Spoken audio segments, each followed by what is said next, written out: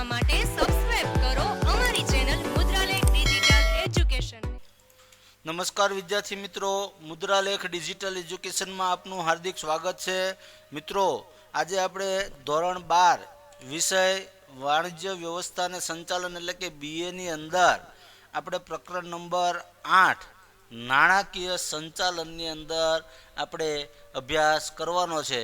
તો આપણી સામે મિત્રો એક આઈએમપી પ્રશ્ન આવે છે કે ભાઈ મૂડી માળખાનો અર્થ આપી આદર્શ મૂડી માળખાના લક્ષણો જણાવો। તો મૂડી માળખું છે એ આપણે આગળના વિડીયો લેક્ચરની અંદર જોઈએ 4 પ્રકારનું બનેલું હોય છે। એક ઇક્વિટી શેરનું મૂડી માળખું, ઇક્વિટી વત્તા પ્રેફરન્સ શેરનું મૂડી માળખું, ઇક્વિટી વત્તા પ્રેફરન્સ શેર ડિબેન્ચર અને ઇક્વિટી વત્તા ડિબેન્ચર અથવા તો બોન્ડ। તો આપણે મૂડી માળખાનો અહીંયા આપણે અભ્યાસ કરવાના છીએ। તો મૂડી માળખું એટલે શું?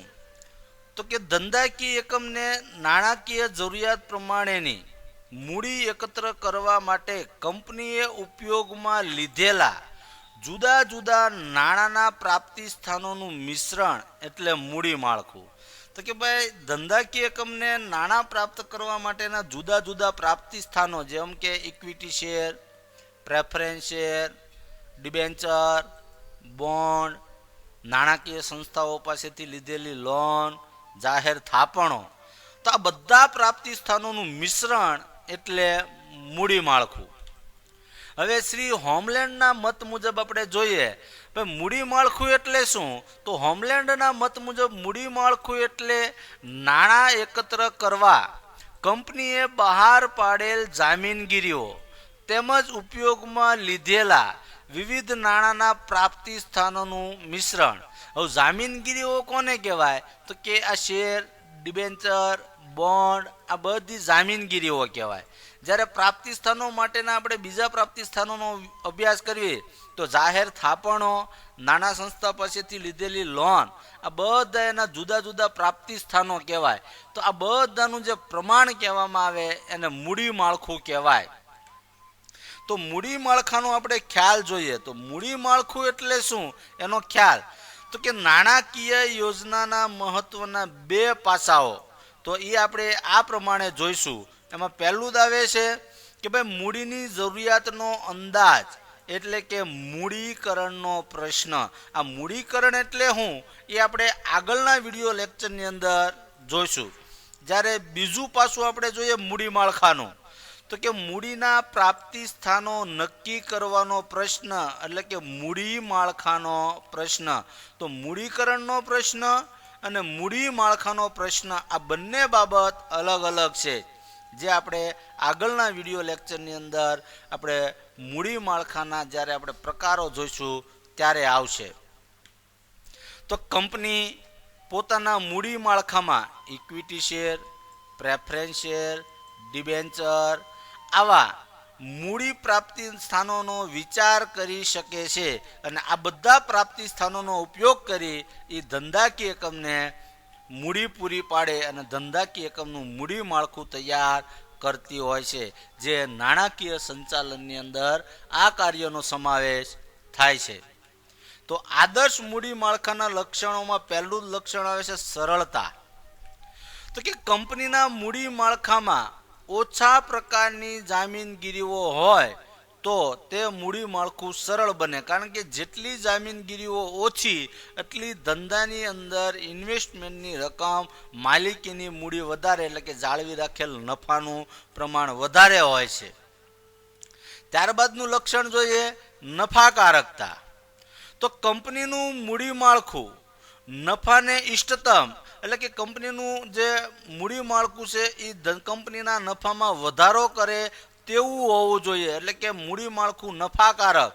તો આની અંદર આદર્શ મૂડી માળખામાં આપણે જોઈએ તો ઇક્વિટી શેર અને પ્રેફરન્સ શેરનું મૂડી માળખું એ કંપનીની નફાકારકતામાં વધારો કરે કારણ કે ડિબેન્ચર ધારકોનો જો એમાં સહયોગ લીધેલો હોય તો એને નક્કી કરેલા વ્યાજ દરે વ્યાજ ચૂકવવું પડે, જ્યારે ઇક્વિટી શેર ધારકોને એને ડિવિડન્ડ ચૂકવવાનું હોય અને આ ડિવિડન્ડ પણ કંપનીના નફા ઉપર આધારિત હોય।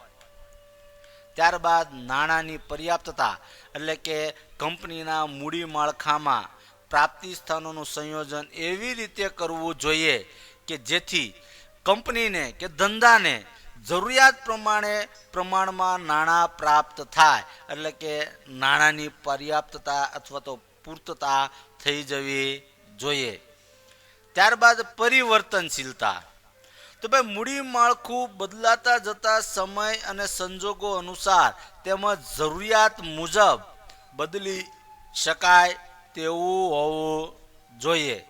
કારણ કે રોકાણકારો છે એ બજારના વલણોને આધારે ધંધામાં પોતાનું રોકાણ કરતા હોય. જો બજારમાં પ્રવર્તમાન વ્યાજનો દર ઊંચો હોય તો સ્વાભાવિક છે રોકાણકારો શેર ખરીદવાનું પસંદ કરશે નહીં, તો રોકાણકારો ડિબેન્ચર ખરીદવાનું પસંદ કરશે. અને જો એનાથી વિરુદ્ધ પરિસ્થિતિ એટલે કે વ્યાજનો દર નીચો હોય તો ધંધાકીય એકમના શેર ખરીદવાનું રોકાણકારો પસંદ કરશે. આ મૂડી માળખું એ પરિવર્તનશીલ હોવું જોઈએ, તો જ એને આદર્શ મૂડી માળખું કહેવાય. કરકસર.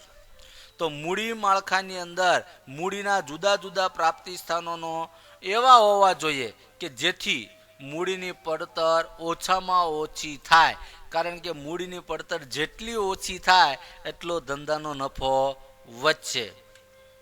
ત્યારબાદ સમતુલા. તો કે મૂડી માળખામાં માલિકીની મૂડી અને ઉછીની મૂડી આ બંને વચ્ચે યોગ્ય સમતુલા જળવાવી જોઈએ. એટલે કે માલિકીની મૂડી કરતાં ઉછીની મૂડી એટલે કે દેવું વધવું જોઈએ નહીં, પણ ઉછીની મૂડી કરતાં જો માલિકીની મૂડી વધે તો પાછું એ આદર્શ મૂડી માળખું કહેવાય. તો આ મૂડી માળખાની અંદર માલિકીની અને ઉછીની મૂડી વચ્ચે યોગ્ય સમતુલા જળવાવી જોઈએ. ત્યારબાદ તરલતા. તરલતા એટલે રોકડમાં રૂપાંતર. તો મૂડી માળખું એવું તરલ રોકડમાં રૂપાંતર થઈ જાય તેવું હોવું જોઈએ જેથી દેવા તેમજ જવાબદારીઓની ચૂકવણી આપણે સમયસર કરી શકીએ.